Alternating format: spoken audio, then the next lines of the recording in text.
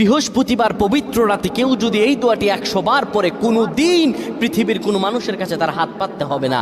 পৃথিবীর সব কিছু তার পায়ের নিচে আল্লাহ হাজির করে দিবেন। দারিদ্রতা থেকে মুক্তি দান করবেন, বিপদ আপদ থেকে মুক্তি দান করবেন, তার সম্মানকে সুউচ্চতা দান করবেন, অসুস্থতা থেকে দূরে রাখবেন। আল্লাহর অশেষ দয়া ও রহম তাকে দান করে দিবেন। সুবহানাল্লাহ। বৃহস্পতিবার রাত এটি গুরুত্বপূর্ণ রাত। এই রাত সপ্তাহে একদিন আসে। আরবিতে রাত আগে আসে, দিন পরে আসে। সুতরাং বৃহস্পতিবারের যে দিন গিয়ে রাত, এটি বৃহস্পতিবার রাত নয়, এটি শুক্রবারের রাত, এটি জুমাবারের রাত, এটি দোয়া কবুলের রাত, আল্লাহর কাছাকাছি হওয়ার রাত। সুবহানাল্লাহ। এই বৃহস্পতিবার রাত আল্লাহ তাআলা বান্দার দোয়া কবুল করেন।